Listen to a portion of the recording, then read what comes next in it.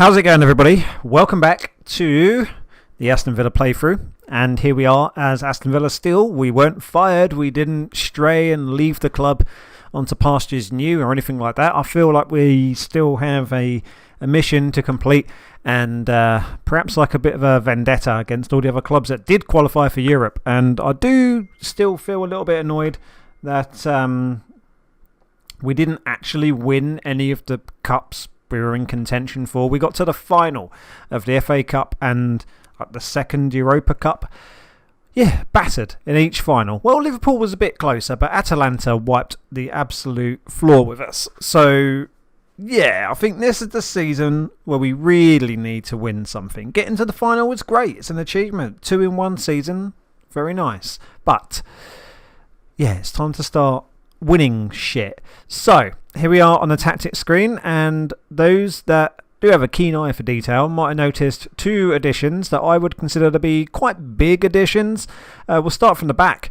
Thiago Silva, he may be 37, but he is still a beast. He was released by Chelsea, and they decided not to renew his contract. So we snapped him up, and we're paying him £95,000 per week, and is valued at 4.9. He actually got 2 assists during pre-season. He's very good at nodding the ball on in the corner situation or a long throw situation. And yeah, 2 assists. Really, really good stuff. So I doubt he's going to play 90 minutes week in, week out. But he will be rotated around with Konza and Yerry Mina. So we have 3 really good centre-backs, and it's maybe making me consider doing a 3 centre-back formation. I haven't made one. It's just something I've literally just thought about, but we might be able to have a look at a 3rd formation if we really need to. So that was one good transfer that I'm quite happy with. Wilfried Zaha. Palace were relegated. We all know I like to look at those relegated clubs and pluck away their leading players. We might be a season or 2 late in buying Wilf, but we paid something like 40 million, I think. 35, but I think there were add-ons and stuff. So that might creep up to 40 million. But yeah, I think Zaha, Grealish, Calvert-Lewin, a pretty good front 3 with the likes of Trezeguet, Traore, Ollie Watkins coming in on these positions here at the front, at the top. Should be quite good. He had a pretty good pre-season, to be fair. 6 games, 4 goals, 2 assists. Not bad at all. So I'm quite happy with that. I'm thinking back now, like, he's 29. Maybe I did overpay a little bit. I don't know. Let's see what he does. I mean, if pre-season's anything to go by, should be pretty good. But with him coming in came a slight tactical tweak, because he did say, like, if I sign this contract, I want to be played on the left as an inverted winger on attack. So that's made me ever so slightly change this, because his role is, like I said, inverted winger on the left on attack. But that kind of threw the underlap and overlap situation off a little bit. So we've gone for the underlap on the left and the overlap on the right. We'll see how it goes. Usually I'm all overlap or all underlap. I very rarely... I don't know what's going to happen. But we'll have to wait and see. I've moved the passing from short to slightly short, and seeing what kind of difference that makes. I'm going to crack on with run at defence. Thinking about it now, we have seen last season that players like Grealish, Traore, Trezeguet like to run at players instinctively anyway. So I think kind of getting behind them on that and saying, fine, if that's what you want to do, let's crack in run at defence and let's see what that does. So we'll see how it goes. Let's have a look at the overall transfer screen, because there were players out. So again, we kind of signed him before the end of season cut-off point, so that 35 million, which raises to 42 potentially, does dip into last year's transfer situation. So this year, Thiago Silva on a free. But I did say that I wanted to sign some really half-decent players looking towards very good player to kind of add a bit of quality squad depth. So Hamza Chowdhury was transfer listed. We paid 6.25. He's now worth 12, which is nice. Potentially a very good player if we're believing the scout. They're saying he's got a superb rating for the senior team somewhere down the line. But right now, just 2.5. But to cover for fitness and all that kind of jazz, I think that's quite good. Marvellous Nakamba went to Fulham on a free. Jack Wilshere, Girona on a free. Kane Kessler, one of our youngsters, which had next to nothing for us really, has gone to Middlesbrough. This one kind of annoyed me. Steve Short was our youth intake standout, to be fair. But the board accepted an £825,000 bid and wouldn't let me get rid. Juan Mata's gone to DC United with a future fee involved, and Wesley has gone to AZ Alkmaar. So we had a bit of a clear out of players that I didn't really see us using this year. So yeah, there's that. We have called up a couple of youngsters to kind of rotate into the squad this year. That would be these dudes, I guess. I'm going to highlight the ones that I'm talking about. So the Ramsey brothers, both have very good potential. Louis Barry, of course, we've been playing about with him every now and then. Carney Chukwemka. Carney. We're just going to call him Carney. Potentially very good. Also, Ben Christine, left back, plays all the way down the left. Gareth Bale style, goes all the way up to the attacking left wing. Kevin Kamara, backup goalie, who's looking pretty good already. We'll see how he gets on. As well as Hayden Ward, from our recent intake, training really well. We've been rejecting bid after bid after bid for this dude. So hopefully Hayden Ward can start to play a little bit. Why not? I mean, we'll play him in the earlier cup games. We'll play him against the teams that aren't so great. We do have our unwanted list, which I'm starting to populate. Unwanted list. So Sinsalo, the goalkeeper, that was in the youth squad last year. I don't see him getting too much better or even playing a part, so we'll get rid of him. Kiernan Davis, similar really. Don't really see him playing a part, so we'll get rid of him if we can. So yeah, that's transfers all wrapped up. There was no need to bring in new staff because their deals all have 1 year left. So we're going to assess that at the end of this season and maybe have a proper staff changeover. We'll have to wait and see. Competitions, we're expected to finish in the top half. Yeah, we finished 9th last year, I think. Was it 9th or 8th? But season preview, we're expected to finish 10th. Liverpool, City, Chelsea, United are your projected top 4 with Arsenal, Tottenham, Spurs, Leicester. Bournemouth are predicted to finish higher than us, so we'll have to wait and see. We've got nobody on ones to watch, which is fine, I suppose. Transfers all round, so let's go to competition, English Premier Division, transfers. List it by the most expensive ones. So Tammy Abraham, 74 million to Man City.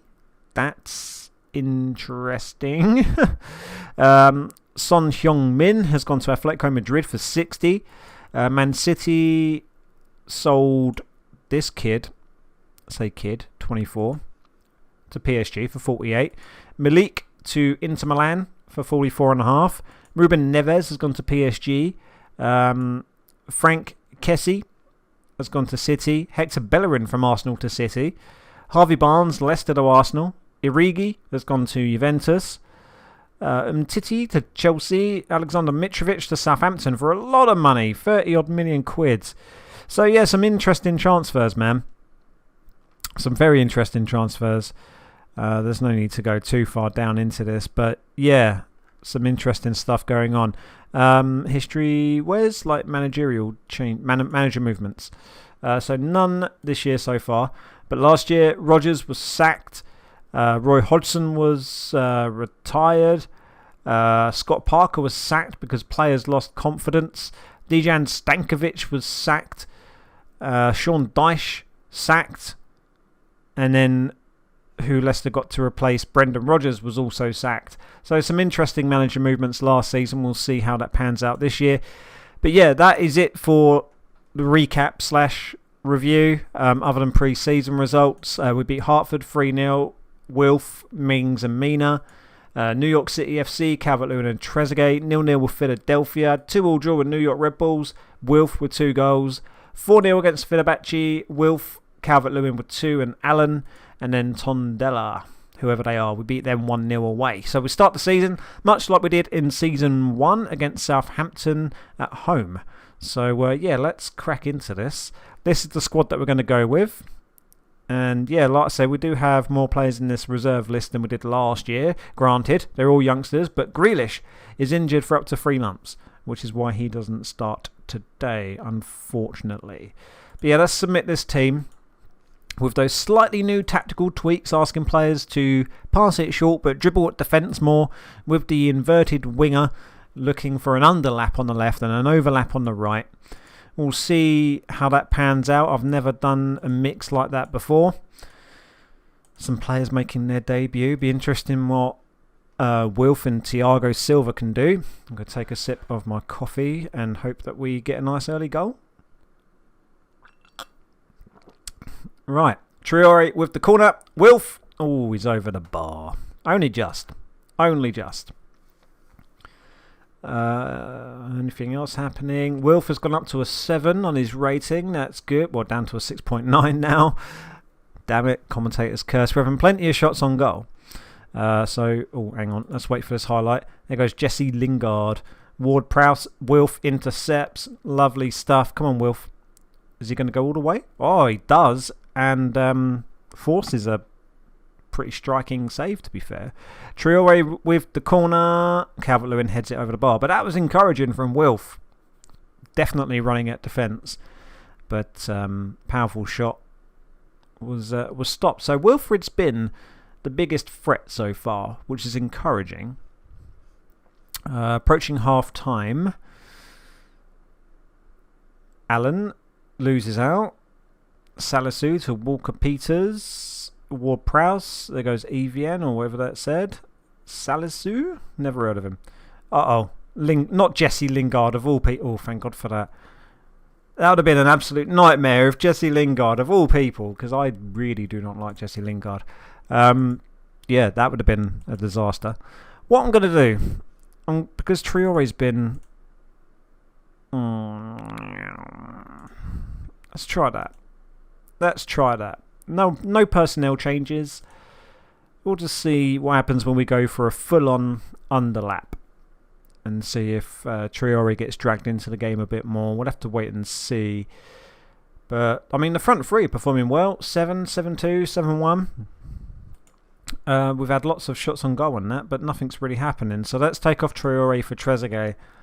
I was just about to think about bringing Calvert-Lewin off. We'll bring Watkins on shortly if nothing happens. This is a bit of a quiet affair, isn't it? So demand more and then bring on Ollie for Dom. Okay. Growing a little bit more concerned as the game's gone on because of the lack of action. Instructions. Let's go for more direct passing with passing into space. And then we'll take that off and we'll put shoot on sight and try to encourage a little bit of oomph. Please. Are we going to get a boring 0-0 to start the season? Is that really going to happen? Are you actually going to do this to me, FM? Yes, you are. 0-0. 0-0. 0-0. But, by the looks of it, we actually played pretty well, if you're looking at these ratings here. But to have 28 shots on goal, only one of them be a proper highlight? Concerning. It wasn't our day. Unlucky. On another day, we would have won that 3 or 4-0. Yeah, Dominic Calvert-Lewin was pretty underwhelming, so he's got some work to do. Maybe for the next game, we'll change his role. Maybe back to pressing forward again. advance forward. I'll try it, but he'll just get offside all the time. Okay. Interesting. So, sorry for the lack of action in that 0-0 draw. That's a little bit disheartening. Oh, Christ, look. Tottenham, Liverpool, City.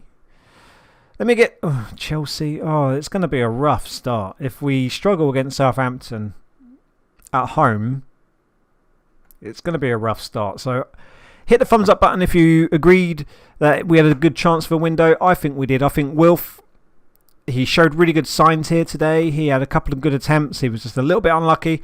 On another day, that goalie would not have saved that blistering shot, but he did. So, that was the game changer. Wilf could have won the game for us tonight. He was ever so close, but it didn't quite work out.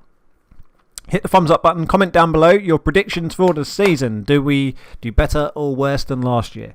Take it easy. See you soon. Peace.